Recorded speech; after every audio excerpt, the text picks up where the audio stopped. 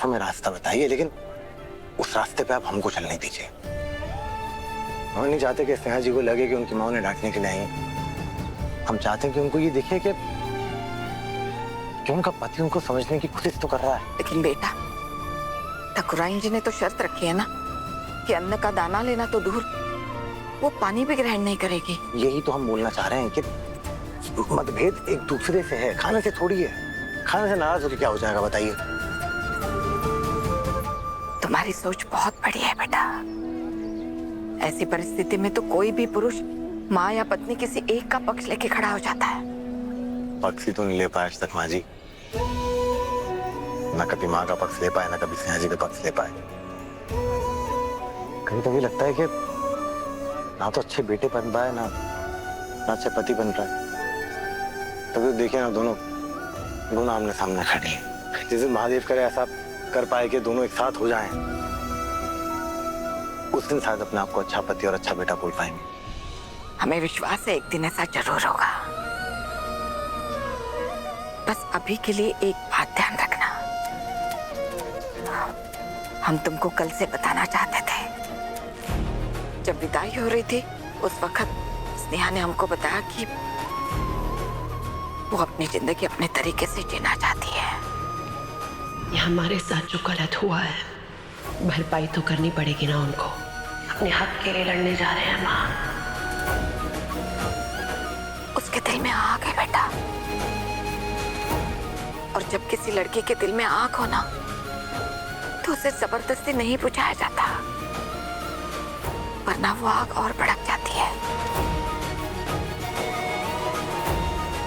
जो तुमने और तुम्हारी माँ ने दर्द दिए ना हमको, उसका हिसाब करने आए हैं हम यहाँ। हमें पता है, उन्होंने हमें बता दिया। आप और शेखर भैया भी तो एक दूसरे से प्रेम करते हैं ना। भाभी, सच सच बताइए हमको, क्या आप नहीं चाहती कि आप शेखर भैया के साथ उनके घर में एक जीवन साथी की तरह रहें?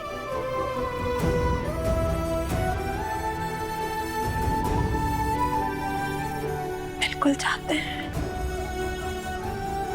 लेकिन हम दोनों जिस भी वजह से एक दूसरे से अलग हैं, उसका मतलब ये बिल्कुल भी नहीं है स्नेहा कि हम साथ नहीं रहना चाहते। तो ठीक है फिर, अगर आप साथ रहना चाहती हैं तो हम मदद करेंगे आपकी। हमारे यहाँ आने से अगर कोई अच्छा काम होगा तो वो यही होगा भाभी, आपका और शेखर भैया का एक होना और तुम्हारा प्यार।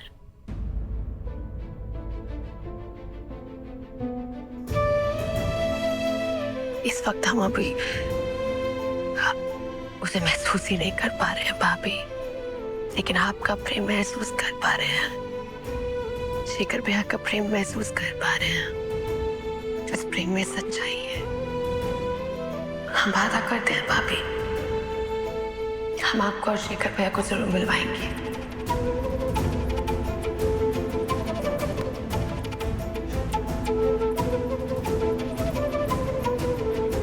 स्नेहा जी बहुत सच्ची है, तो जो उनके मन में होता है वो उनकी जुबान पे होता है।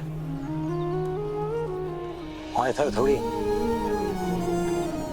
प्यार पाने के लिए झूठ का सहारा ले लिया। नहीं बेटा, ऐसी बात नहीं है। ऐसी बात है तो जो उनके अंदर ये जो गुस्सा है वो भी सच्चा है, वो जो दर्द है वो भी सच्चा है। स्नेहा जी के जो मन में हमारे लिए भी नफरत की आग है ना, हम उससे डरते नहीं है, हम उसको समझना चाहते हैं, ये बात उनको समझाना चाहते हैं। अब जैसे अपने शिव जी पार्वती जी दोनों एक दूसरे से बिल्कुल अलग, दोनों का स्वभाव विपरीत। पार्वती जी में तपस्या थी, जिद थी, शक्ति थी। शिव जी में स्थिरता थी, धैर्य था, समर्पण था। शिव जी ने पार्वती जी की शक्तियों को कभी दबाया नहीं, बल्कि उनको समझा, उनका मान रखा।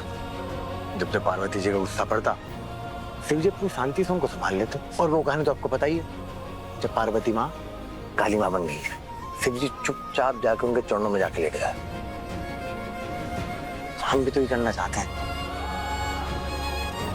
थोड़ा समय लगेगा, लेकिन एक दिन ऐसा आएगा कि हम माँ और स्नेहा जी दोनों को संभाल लेंगे। आज जिस घर में वो एक दूसरे के सामने खड़ी, उसी घर में एक दूसरे के साथ खड़ी हो जाएंगी। कर ली। यही एक पति का असली धर्म होता है बेटा। पत्नी के साथ साथ उसके मन को भी घर में लाना होता है। तुमने तो हमारे मन का बोझ हल्का कर दिया। हमारे आशीर्वाद तुम दोनों के साथ हमेशा है बेटा। बस स्नेहा के अंदर जो आग है ना, उसे तुमको रोशनी में बदलना होगा। इसलिए तुमको ऐसा कुछ करना होगा जिससे सास और बहू दोनों एक साथ हो जाए। जिस खाने की वजह से उन दोनों में दूरियां पैदा हुई है ना, वही खाने की वजह से उन दोनों को एक साथ खड़ा रहना पड़े।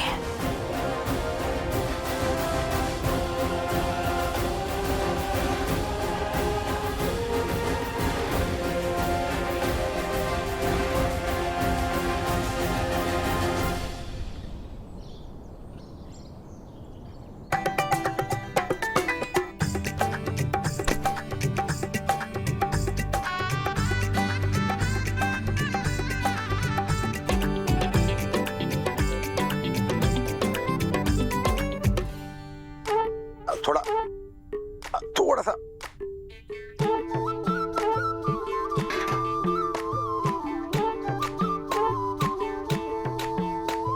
शाबाश। चलो, जय भोलेनाथ।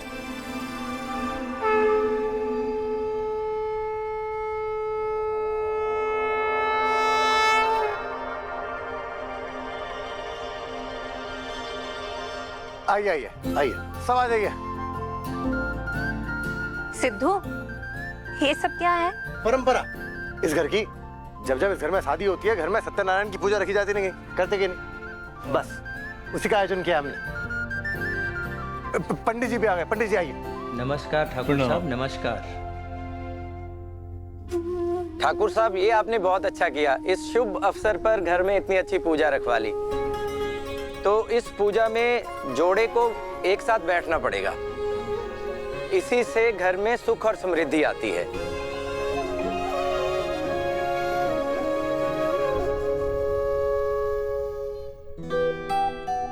गंगाबाई की बेटी, तुम भी गंगाबाई के दामाद हैं। हर समस्या का समाधान तो ढूंढ के रहेंगे। पापा, सिद्धू ने पूजा का आयोजन माँ से पूछे बिना किया है। वो तो पहले ही अंजल त्याग के बैठी है। ये सब पता चलेगा तो और नाराज हो जाएंगे। लेकिन उसके दिमाग में कुछ तो चल ही रहा होगा ना। तुम चिंता मत करो, देखते हैं क्या होता है। आप अपनी धर्मपत्नी को बुला लीजिए। हम उनको बता देते हैं कि पूजा की तैयारी में क्या क्या करना होता है।